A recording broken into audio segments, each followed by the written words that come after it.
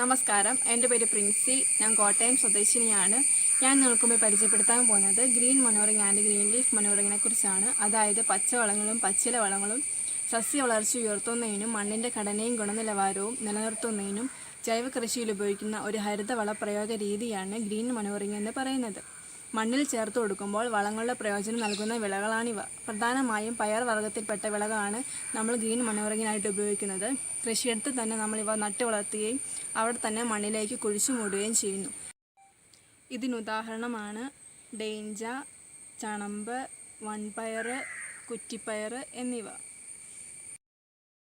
പയർ വർഗ്ഗ വിളകളിലെ വേരുകളിലുള്ള ചെറിയ മുഴകൾ അഥവാ നൊഡ്യൂളുകളിൽ അധിവസിക്കുന്ന റൈസോബിയം ബാക്ടീരിയ അന്തരീക്ഷ നൈട്രജനെ സമാഹരിച്ച് മണ്ണിലെത്തിക്കുന്നു.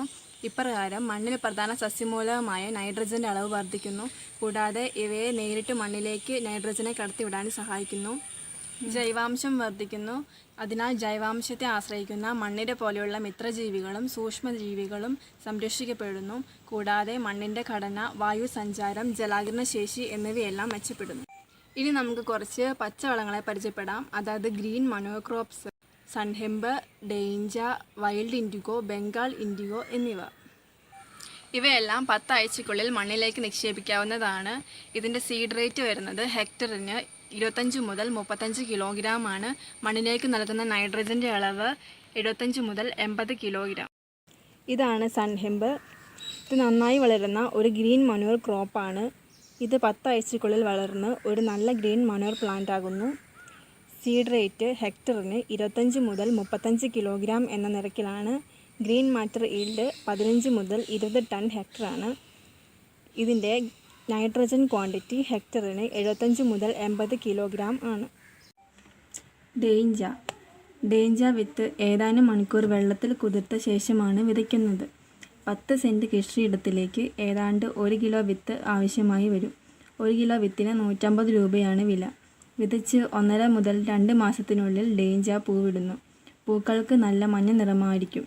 ഈ സമയത്ത് നൈട്രജൻ്റെ അളവ് ഏറെ അധികരിച്ചിരിക്കും.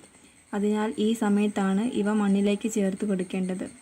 കാലവർഷത്തിന് മുന്നേ ലഭിക്കുന്ന വേനൽ മഴയ്ക്കൊപ്പമാണ് ഇവ മണ്ണിലേക്ക് ചേർത്ത് കൊടുക്കേണ്ടത്. ഡേഞ്ച 2 തരത്തിലുണ്ട്: സെസ്പാനിയ അക്യുലേറ്റ, സെസ്പാനിയ റോസ്ട്രേറ്റ. സെസ്പാനിയ അക്യുലേറ്റ ഇതിനെ അകത്തി എന്നാണ് പറയുന്നത്. അതിവേഗം വളരുന്ന ഒരു ഗ്രീൻ മനോർ പ്ലാന്റ് ആണ്. ഇത് വിതച്ച് 8 മുതൽ 10 ആഴ്ചയ്ക്കുള്ളിൽ സംയോജിപ്പിക്കും. ഈ ഡേഞ്ച മണ്ണിൻ്റെയും കാലാവസ്ഥയുടെയും വ്യത്യസ്ത സാഹചര്യങ്ങളുമായി പൊരുത്തപ്പെടുന്ന ഒരു ക്രോപ്പാണിത്. വരൾച്ച, വെള്ളക്കെട്ട്, ലവണാംശം തുടങ്ങിയ പ്രതികൂല സാഹചര്യങ്ങളിൽ പോലും ഇത് വളരുവാൻ സാധിക്കും. ഇതിൻ്റെ സീഡ് റേറ്റ് ഹെക്ടറിന് 20 മുതൽ 25 കിലോഗ്രാം ആണ്. ഹെക്ടറിന് 10 മുതൽ 20 ടൺ ആണ് ഗ്രീൻ മാറ്റർ ഈൽഡ് എന്ന് പറയുന്നത്. ഇതിലെ നൈട്രജൻ്റെ അളവ് ഹെക്ടറിന് 75 മുതൽ 80 കിലോഗ്രാം ആണ്. സെസ്പാനിയ റോസ്ട്രേറ്റ ഇതൊരു ഗ്രീൻ മനോർ ക്രോപ്പാണ്. ഇതിൻ്റെ തണ്ടുകളിലും വേരുകളിലുമായി ധാരാളം നൊഡ്യൂളുകളുണ്ട്. വെള്ളക്കെട്ട് നിറഞ്ഞ അവസ്ഥയിൽ ഇത് നന്നായി വളരുന്നു. സാധാരണ ഇതിൻ്റെ സീഡ് റേറ്റ് ഹെക്ടറിന് 30 മുതൽ 40 കിലോഗ്രാം വരെയാണ്. വേഗത്തിൽ തന്നെ ജെർമിനേഷൻ നടക്കാനും ഇതിൻ്റെ സീഡ്സ് കൂട്ടിയിട്ട് നട്ടു വളർത്തുന്നു.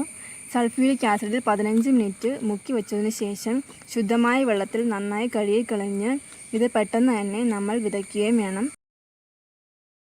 ഗ്രീൻ മനോവേഴ്സ് 2ആയിട്ട് തിരിക്കാം: ഇൻസിറ്റു ഗ്രീൻ മനോറിങ്ങും ഗ്രീൻ ലീഫ് മനോറിങ്ങും. ഇൻസിറ്റു ഗ്രീൻ മനോറിങ്ങിൽ സാധാരണയായി പയർ വിളകൾ നട്ടു വളർത്തുകയും അവ പൂവിടുമ്പോൾ തന്നെയോ അല്ലെങ്കിൽ വേണ്ടത്ര വളർച്ചയ്ക്ക് ശേഷമോ അത് പറിച്ച് മണ്ണിൽ നിക്ഷേപിച്ച് മണ്ണിൻ്റെ വളക്കൂറ് കൂട്ടുന്നു. ഇലകളോ തണ്ടുകളോ അല്ലെങ്കിൽ ആ ചെടി മുഴുവനുമായിട്ടും തന്നെ നമുക്ക് മണ്ണിലിട്ട് നിക്ഷേപിക്കാവുന്നതാണ്. ഇതിന് ഒരു ഉദാഹരണമായി പറയുകയാണെങ്കിൽ തെങ്ങിൻ തടത്തിൽ പയർ വളമായിട്ട് ഉപയോഗിക്കുന്നതാണ്. മഴ തുടങ്ങുന്ന സമയത്ത് തന്നെ ഈ ഒരു പിടി ചെറുപയർ തെങ്ങിൻ തടത്തിലിട്ട് നമ്മൾ അത് വളർത്തുന്നു. അത് വളർന്ന് ആ ചെടി വളർന്ന് പൂവിടുമ്പോൾ തന്നെ അത് നമ്മൾ വെട്ടിക്കൂട്ടി തെങ്ങിൻ തടത്തിൽ തന്നെ നമ്മൾ നിക്ഷേപിക്കുന്നതാണ്. അടുത്തതാണ് ഗ്രീൻ ലീഫ് മനോറിങ്, അതായത് പച്ചില വളങ്ങൾ. പച്ച ഇലകളോ മരങ്ങളുടെ ചില്ലകളും ശതസസ്യങ്ങൾ, കുറ്റിച്ചെടികൾ എന്നിവ മറ്റ് എവിടെ നിന്നേലും ശേഖരിച്ച് കൃഷിയിടത്തിൽ മണ്ണിൽ ചേർത്ത് കൊടുക്കുന്നതാണ് പച്ചില വളങ്ങൾ അഥവാ ഗ്രീൻ ലീഫ് മനോറിങ് എന്ന് പറയുന്നത്. കൃഷിയിടത്തു നിന്നും വിത്ത് മാറി അതിരുകളിലോ വരമ്പുകളിലോ പച്ചില വളങ്ങൾ നട്ടുവളർത്തുകയും തുടർന്ന് ഇളം തണ്ടുകളും ഇലകളും ശേഖരിച്ച് മണ്ണിൽ ചേർത്ത് കൊടുക്കുന്നു. ഇതിന് ഉദാഹരണങ്ങളാണ് ഗ്ലൈറിസീഡിയ അഥവാ ചീമക്കൊന്ന, സുബാബുൾ, കാസിയ എന്നിവ. ചീമക്കൊന്ന കൃഷിയിടത്തിൽ ജൈവവേലിയായിട്ട് നടാൻ പറ്റുന്ന ഒരു നല്ല പച്ചില വളമാണ് ചീമക്കൊന്ന. ചീമക്കൊന്നയുടെ ഇലകളിൽ പ്രധാന സസ്യമൂലകമായ നൈട്രജൻ 2.5 മുതൽ 3% വരെ അടങ്ങിയിട്ടുണ്ട്. ഇത് ഏറെ മികച്ചതാണ്. വർഷത്തിൽ 3 പ്രാവശ്യം ചീമക്കൊന്ന ഇലകളും തണ്ടുകളും എടുത്ത് കൃഷിയിടത്തിലെ മണ്ണിൽ നിക്ഷേപിക്കാവുന്നതാണ്. കമ്പോസ്റ്റ് നിർമ്മാണത്തിനും ചീമക്കൊന്നയുടെ ഇലകൾ ഉപയോഗിക്കാവുന്നതാണ്. കൂടാതെ പ്രധാനമായും ഗ്രോ ബാഗിൽ പുതയിടാൻ ഉപയോഗിക്കാവുന്ന അനുയോജ്യമായ പച്ചില വളമാണ് ചീമക്കൊന്ന. അടുത്ത ക്രോപ്പാണ് സുബാബുൾ. ഇതിൻ്റെ സയൻറ്റിഫിക് നെയിം ലൂക്കിയാന ലുക്കോസിഫാല എന്നാണ്. നിറയെ ശാഖകളുള്ള ഒരു കുറ്റിച്ചെടിയാണ് സുബാബുൾ. ഇത് ഒരു ഫോറേജ് ട്രീ ആണ്, അതായത് മൃഗങ്ങൾ ഉപയോഗിക്കുന്ന അവരുടെ ഒരു തീറ്റപ്പുല്ലാണിത്. ഇതിൻ്റെ ഇലകളിൽ 3 മുതൽ 4% വരെ നൈട്രജൻ്റെ ലഭ്യതയുണ്ട്. വർഷം ഹെക്ടറിൽ 500 മുതൽ 600 കിലോഗ്രാം ഇതിന് നൈട്രജൻ ഫിക്സ് ചെയ്യാനുള്ള കഴിവുണ്ട്.